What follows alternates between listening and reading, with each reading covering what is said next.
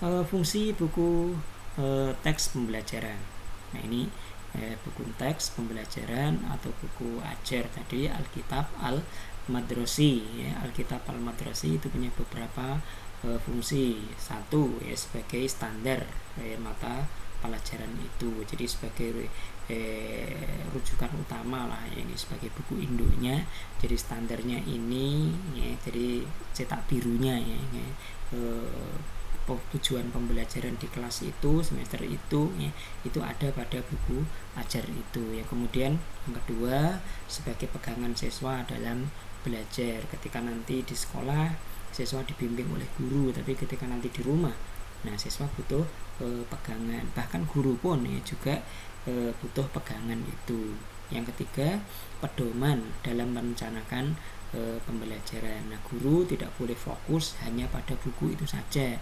Kalau murid ya silahkan, tapi kalau kalau guru ya, tidak hanya terpaku pada buku yang ada ya. Coba nomor 5 juga kita lihat ini. Nomor 5 acuan guru dalam proses pembelajaran. Jadi buku itu bukan segala-galanya bagi guru ya. Buku itu pedoman sekaligus sebagai acuan, pedoman untuk merencanakan pembelajaran dan acuan dalam proses pembelajaran. Guru harus kreatif, guru harus memilih bahan ajar yang lainnya, tidak hanya pada buku itu ya, terutama kalau pembelajarannya bersifat kontekstual ya. Ketika sekarang misalnya berbicara tentang olahraga misalnya, dan bukunya juga berbicara tentang olahraga, ar-riyadhah ya, ar-riyadhah, dan di situ ada teks, ada latihan ya. Guru tidak boleh hanya itu saja ya. Guru boleh menggunakan rekaman misalnya dari YouTube atau dari televisi semalam Al-Mubarah Quratul Qadam ya, baina Real Madrid wa Barcelona masalah ya. Itu boleh disetelkan di sekolah, di kelas, terus kemudian murid-murid diajak nonton itu yang berbahasa Arab tentunya, karena kita berbahasa Arab, ambil dari Al Jazeera atau ambil dari situs-situs berbahasa Arab. Nah di situ akan ada komentar-komentar berbahasa Arab. Tendangan pojok itu apa dalam bahasa Arab, tendangan bebas itu apa, penalti itu apa ya dalam bahasa Arab ya, penjaga gawang itu apa, gawangnya sendiri itu apa. Nah ini dalam proses pembelajaran, tapi buku ajar tetap punya fungsi, yaitu sebagai pedoman merencanakan tadi. Jadi pertemuan kita kali ini adalah tentang Quratul Qadam atau tentang olahraga pada umumnya.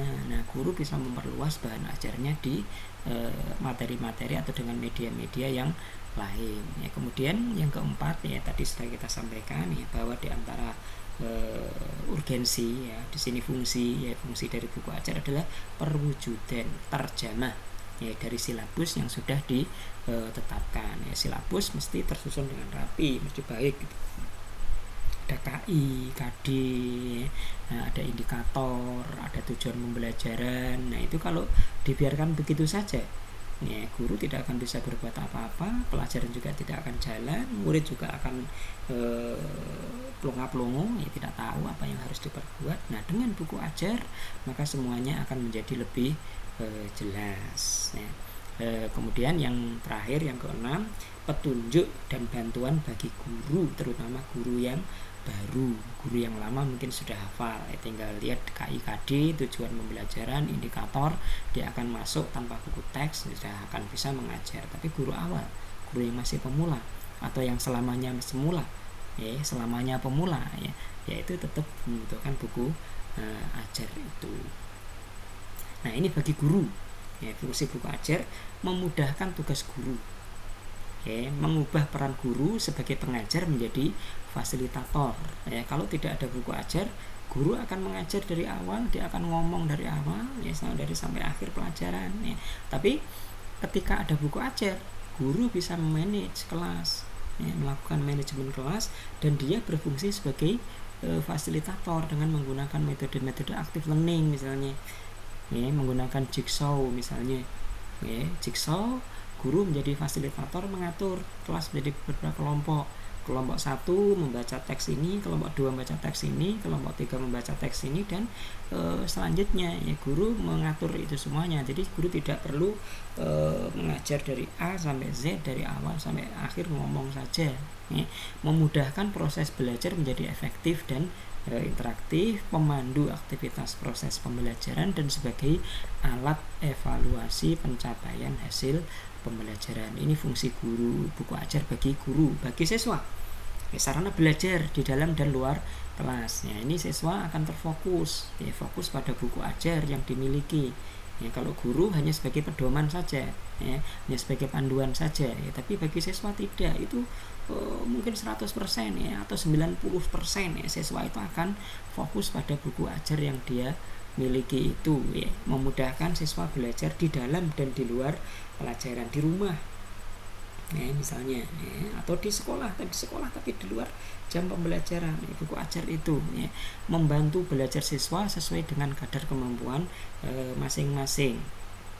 Nah, siswa ada yang pinter, ada yang biasa saja, ada yang menengah. Nah, yang pinter bisa berkembang dengan lebih baik dengan buku ajar, ya, yang lemah bisa terbantu dengan buku ajar, dan yang biasa saja, ya, itu bisa menjadikan buku ajar itu sebagai pedoman dia dalam pembelajaran. Nah, siswa yang pinter, nah itu dari buku ajar yang ada dia akan mengembangkan itu, ya, ada materi pokok, kemudian ada latihan. Ya, guru tidak menyuruh siswa untuk mengerjakan latihan, tapi murid yang pintar akan mengerjakan latihan yang ada. Tidak fokus pada perintah guru, tapi dia akan belajar bagaimana terus belajar dan belajar. Di antaranya mengerjakan soal-soal yang tidak diajarkan oleh, yang tidak diperintahkan oleh guru itu, ya, melatih siswa belajar mandiri. Nah, sebelum pelajaran dimulai, siswa bisa membaca buku ajar itu di rumah, mempersiapkan. Ya, nanti kalau di sekolah, ya, guru akan menanyakan ini itu, dia sudah siap pedoman belajar dalam kurun waktu tertentu. Ini fungsi-fungsi buku ajar bagi siswa, bagi guru, atau fungsi buku ajar pada umumnya.